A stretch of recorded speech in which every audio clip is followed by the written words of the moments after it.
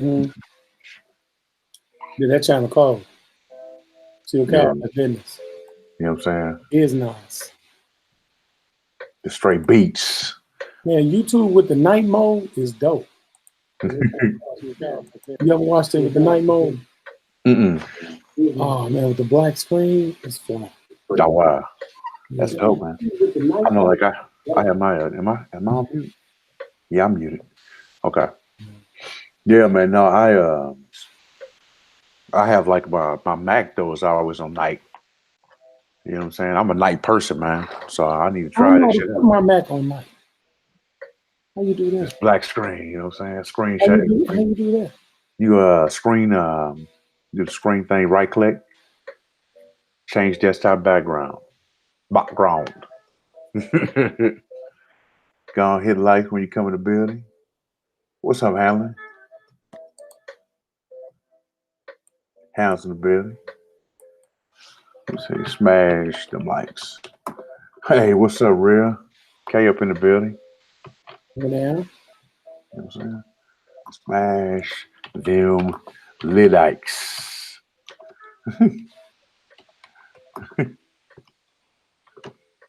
Smash them Smash and them. dash them. We know you did. We appreciate the smash of the likes. You know what I'm saying? And we love you. You know what I mean? We love Yeah, man. So let's you want to go into this, man? You want to get started? We got a couple people, man, that's here. Oh yeah, I'm ready, man. Yeah, right on, man. All right, cool. I'm on, G. Oh shit, he's on, G. Damn, G, the spot's getting hot. All right, so let me blow this thing as a picture. I'm gonna share a screen real quick, man. This was actually the thumbnail that we used for this particular thing, our conversation discussion we're gonna have. This Yeah. right here, yeah, this is a Jamaican dance hall star. Her name is Spice, and she deleted all of her Instagram pictures and decided that she's going to come out like this. As you can see to the left, a slightly different looking lady with actually blue contacts or blue eyes. You know, you can get your eye color changed now. So, and she really kind of denied for the most part her doing skin bleaching, which to me is amazing how that could happen. How, and people, really not like give her shit for it, man. You know what I'm saying? I am speechless. Okay. All right. I'm taking it in. I hope those of you in the chat are taking this in. Tell us what you think of this picture here. Is that acceptable? Does everybody think it's cool? All right. She has a right to do whatever she wants to do. Let's be clear on that. But does anybody have a favorable opinion? I think it's okay that she chose to do this, brother. But I do think there's an underlying issue of colorism. Do you think that? Yeah. Kate says she looks better how God made her. That's right, man. I believe that as well, man. Yeah, she God does. made her like that. Yeah, I'll give you that, real. You know? What's up, brother? Here's another picture of her, man. I guess she's on Love and Hip Hop too. Yeah, I think I remember her. Yeah. There you go. Oh, okay. That's her there. That's amazing. Technology is deep, man. I know, it's scary, man. Because, man. Yeah, man.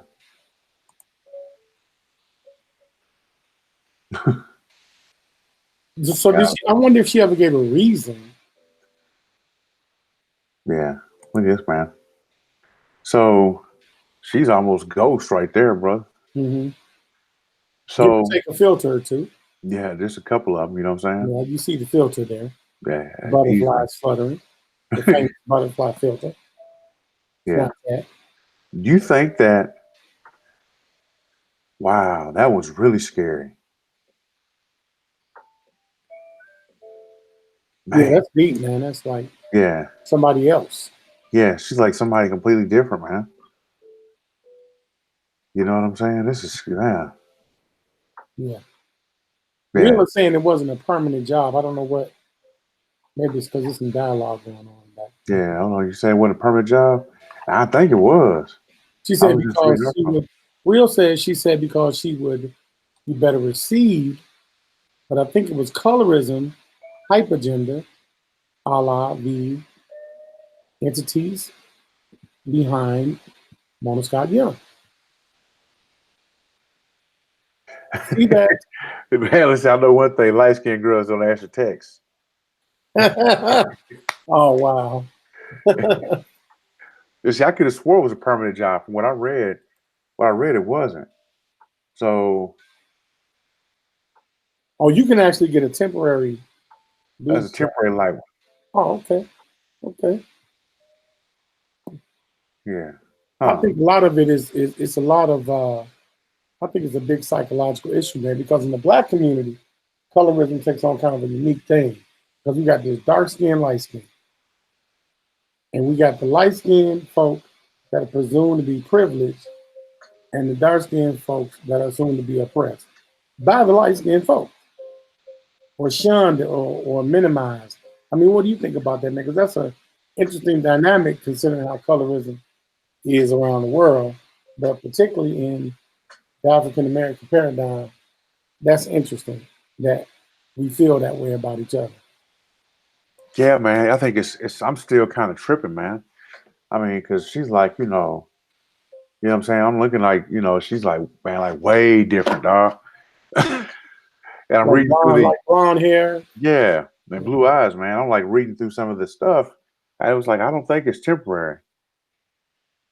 You know what I'm saying? Um, So I don't know, man. Maybe it is. I think though, like right now in Nigeria mhm. and in Nigeria and Jamaica, the Caribbean, and it's a lot more prevalent than it is here in the U.S., which is kind of crazy. But I guess where they're literally they talk about the dominant society, in a place where like Nigeria, where it's got the second most or the most black people on the planet. That skin bleaching is like all the rage. It's what people are doing there. So you can't say it's on us. We blame it on the dominant society, can you? As people like to say here, the dominant society. Hmm. Hmm. No, I don't think you can because it's self-perpetuating. It's a form of self-hate to perpetualize something like this through skin color. Okay, this person is light skinned. I mean, how can it be a term mixed? That's what's interesting to me. Is this term mixed? So if you're not mixed, you're unmixed. I guess you would be pure. So I mean, just dealing in biology and science. This is Blerdplanet.com. Um, I haven't a pure race. I haven't heard of that in a long time. I haven't heard of a pure Even the Aryan race, man. race. No. Wow. Yeah. So we both went to Grambling State University, and Grambling Go was not. Tigers. Go Tigers. Go Tigers, man. Tiger proud, baby. But Go get me hyped in the you know middle of what I'm saying? GSU, I thought you knew. the man. But Grambling was a non-paper brown paper bag school. Right. And if you think about it, you got Southern University, which was a brown paper bag school. Now, for those of you that may or may not know what a brown paper bag school is if they would hold up a brown paper bag to your skin, and if you were lighter than the brown paper bag, you got in. If you were darker, then you didn't get in. And it's like what it say: if you light, you all right. Right. If you're brown, you know how to get down, something like that, man. Right. That's crazy. Yeah. And I think it's something, a neuroses that we have. I've been talking about neuroses of black people for the past couple of days, man. all the stuff that we got going on, man. I ought to get a degree in psychiatry or something, man. Start, open me up a school or something, man, for young boys and young girls, man. Teach them about colorism and teach them what it feels like to be black. Mm-hmm. Mm-hmm. Apparently, there's a market for that. Right. Right. Will said that we have it done. Us going to Grambling, was it done to us? No. Yeah. No. This was the old way back. When What, skin bleaching? no, the brown paper bag deal. Yeah. Yeah. Man, I would look crazy. I'm Like, what if telling you, man. I came back on a Blerdplanet stream and I had I was light skinned and I had blue eyes with blonde hair, bro. Looks like Dave Chappelle. Would you be able to contain yourself? Nah, man, I would talk about you like a dog, man. I mean, it would be utter ridicule, man. You know what I'm saying? You say utter ridicule. Nah, stop. Just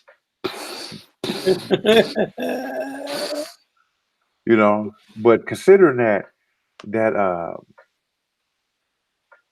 no, it actually the brown paper bag test was a test that was done during Jim Crow, during the Jim Crow era.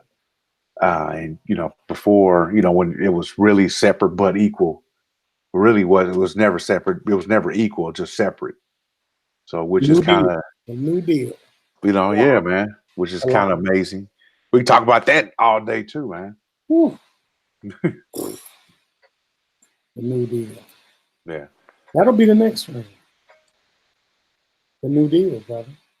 The new deal for Black America, man. Because I think that kind of played a quasi role in this whole colorism thing, because we were left fighting for scraps on a deal that we was promised and never got. Yeah. I mean, that's what sparked this whole ADOS, Pan-African immigrant argument. And I still think that's a facet of colorism, because the ADOS, descendants of slaves, which I support, I think it's a good idea. The term slave, they got a problem with.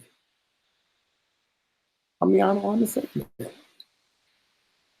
See, kind of going to answer real Hannah's question, or Hannah's kind of statement about the brown paper bag school. Grambling was, at the time when we got there, obviously, just past Jim Crow. But I did meet people who were there at Grambling, like teachers and former alumni that were there during that time period, and could attest to that. Even kind of even on a subconscious level, once you have the once you have a kind of a culture built in with the school system, with this whole school, then that culture just continues to perpetuate itself. Like Southern University. Southern University was that other school in Louisiana that light-skinned blacks got into. So if you look kind of going down the line, all the, primarily the culture of the school is a bunch of light-skinned blacks or lighter-skinned blacks, lighter than brown paper bag blacks that are there. And that's so happens to be the same school where you have the law school there, and you have other, other benefits that you don't have at Grambling or other brown paper bag schools. And so I think, like race affects us all, and it's a cost to race. Have you seen like kind of that cost, man? Like kind of been able to quantify that or thought about that? Yeah, it's definitely a definite cost, because we're fractionalized. Not only are we're not given the equal disbursement, we're further fractionalized in the desensitization of who we are. It's just we're a facsimile of freedom. We have a facsimile of freedom. Yeah, we have the liberty to do just anything we want to do in this country. However, it is under certain precepts. It's certain things that are written. The 13th Amendment is mechanically and organically designed to affect poverty-stricken people and create a wealth gap. Because if you run a stop sign and you get 2 more offenses, you go to jail in some states, and you're labeled a criminal. So that takes away your rights of protection against slavery because the prison system is legal slavery.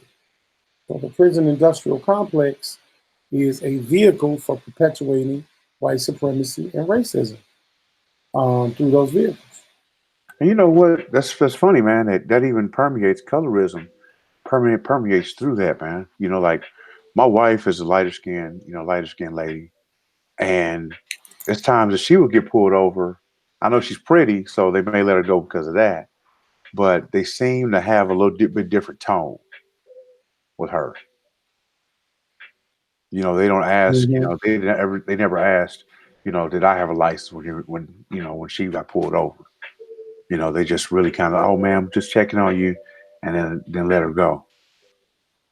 Mm-hmm. Now I wonder, you know, has that kind of, you know, has the neuroses of black folks, is it kind of like the chicken or the egg thing? Is at this point, you know, can we beat it? Can we overcome it?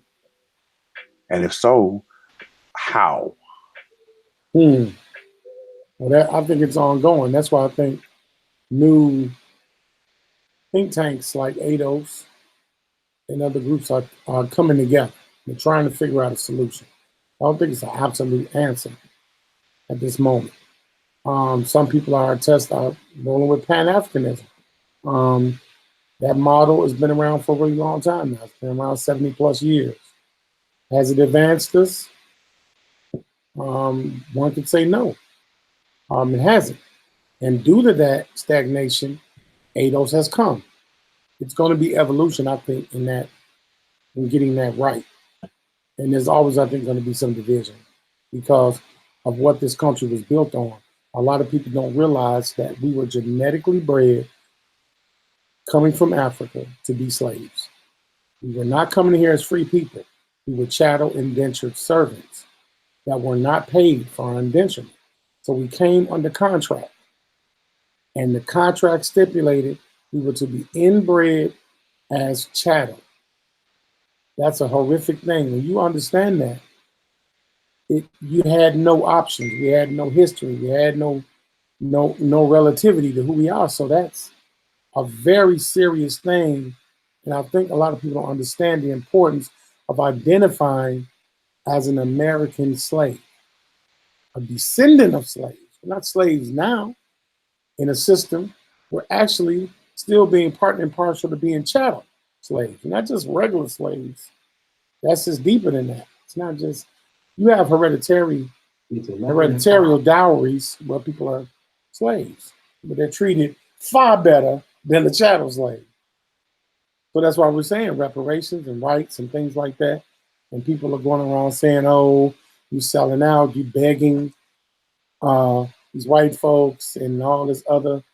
I think those superlatives are a bit out of hand. Me personally, man, because we have to tackle that colorism problem between us as black people But before we can get to addressing the other first stuff. thing, we got to get that shit off our neck first. It's that hierarchy of needs. You have to address if you got food in your belly, basic stuff, your subsistence of living. You know, the IQ thing. We talked about that a while back. You know, where somebody is not just taken out of existence of lack and given some bit of abundance, or at least have their, you know, the basic needs met.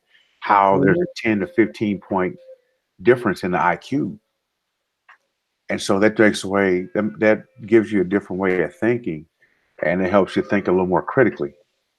So I wonder, and also almost seems like, you know, the function we're drawing is is give us our damn money, take away some of this shit off our neck, and then we can get we'll deal with the rest. Right, help us, you know, let us take care of this debt. Yeah, give us an understanding of how credit and debt work, and give us some wealth, you know, so that we can establish some things. And that's just that plays a big role. Because I mean, if we're getting the basic needs, then we can get to the point where we even have some self-esteem about us. The ability to actually materialize and synthesize success. I think that's real vital, man. I think it really is. So, it's funny. definitely real human prosperity, most definitely. Yeah, man. Well, I hate to say it, man. It seems like it always happens, man. But I just got somebody in California hit me. I got to get in touch with, man. So, Yes, sir. yeah, it's been a great conversation, y'all. Please leave a comment what you think about colorism, colorism in the Black community. What are some solutions that you see? Is ADOS is that part of the solution? That part and parcel of the solution? What are some other solutions that you might see? And think about it critically before you act. I literally do be on 5 phone calls at one time. That's what's crazy. And so did Kansu. Literally. You know what I'm saying? Literally. Skype, Hangouts, all that shit, man. Damn. Phone. I got iPad, iPhone, phone.